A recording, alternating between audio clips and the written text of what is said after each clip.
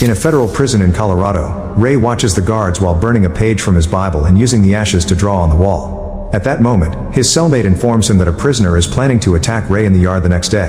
When the time comes, Ray attacks first and quickly overpowers 2 other prisoners, fighting like a pro and severely injuring them in the process. The guards immediately capture Ray and take him to solitary confinement, where he's allowed to keep his Bible. As days pass, Ray studies the guards' routines, like their smoking breaks and the use of a keypad lock. Ray also starts making little balls with toilet paper and water, which he hides inside the toilet paper tube. When they bring him lunch, he extracts a transparent plastic sheet from the milk carton. One afternoon, Ray asks a guard for the time, then he starts counting for himself. Outside, a mysterious woman leaves a car in the prison's parking lot, and as she walks away from it, she uses a control to make it explode. All the guards run to evacuate the prisoners, only to discover Ray has escaped. The fire truck rushes to take care of the fire, and it's revealed Ray is on it dressed as a fireman, using the chance to escape in a vehicle driven by his friends Hush and Abigail, who triggered the explosion. They drop Ray at a store by the road and give him a coin, which Ray uses to call a certain number and just say the word showtime. Soon Ray is surrounded by policemen and he's arrested again, but he isn't bothered because his contact Lester is already taking care of it. Later in the prison, Lester explains that he and Ray work for a company hired by the government to break out of prisons and expose the flaws in their security systems. Ray has already escaped from 14 prisons and explains how he did this time. He studied the layout and the routines, discovering an unsecured fire garage. He made some enemies on purpose to be sent to solitary confinement, where he noticed the prison was understaffed and he was left alone whenever the guards left to smoke. Then he wrote a letter for his team, hiding the chosen day to escape in code. He also put the plastic sheet on the keypad to get the guards' fingerprints and retrieved it by hiding it in his Bible. The sheet gave him the 4 numbers, so to guess the sequence, he used the paper balls on the door's food hatch to stop it from locking properly, and when the guards weren't around, he would put his hand out to test combinations until it worked. While the guards were out smoking, Ray came out, rewound the security cameras a few hours to cover his absence, then used the vents to reach the fire apartment right before Abigail started the fire. Now the warden is annoyed but lets Ray go. Sometime later in Los Angeles, Ray helps Hush with some computer problems before meeting CIA representative Jessica, who has a job offer. She explains that the CIA has created a new prison whose location can't be shared with Ray or his team, but if he manages to escape from it, they'll pay $5 million instead of the usual $2.5. Ray agrees to do it even if Abigail and Hush are wary, and Jessica provides Ray with a cover ID, an explosives terrorist named Portos. His contact in the prison will be Warden Marsh, and Ray is given an evacuation code. A few days later in New Orleans, Abigail and Hush are still worried about the lack of information they have on this prison and convince Ray to wear a tracking device, which they inject into his arm.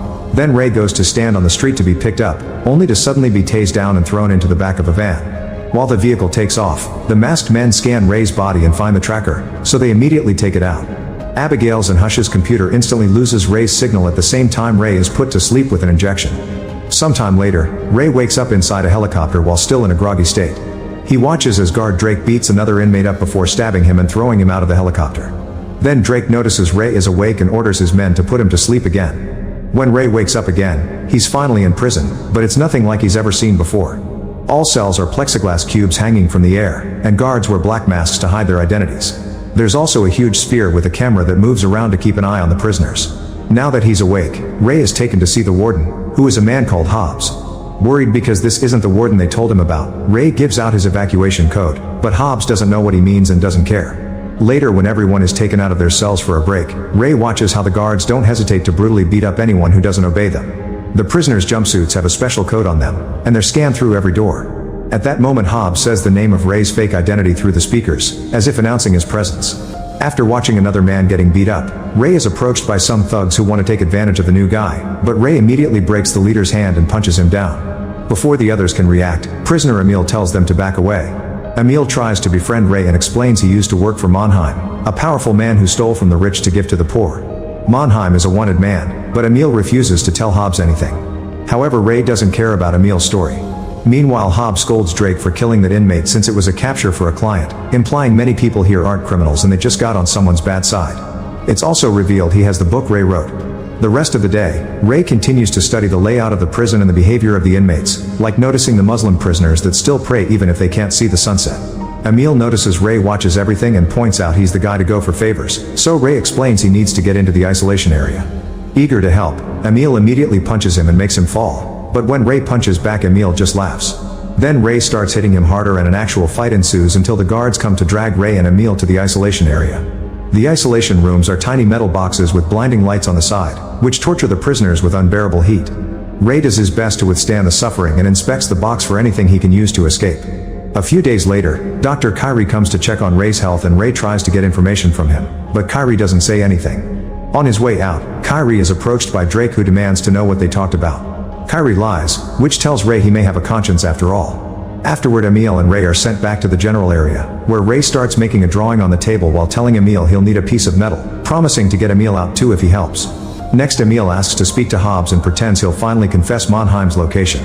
He asks for some paper to draw a map, only to make a very rude drawing instead.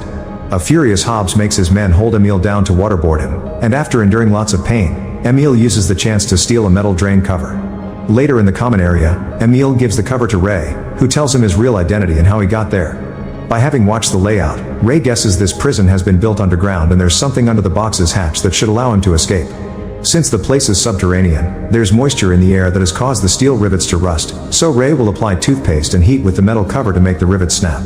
First, they need to be sent to the isolation again, so Emil approaches Javed and starts a fight by insulting his mother.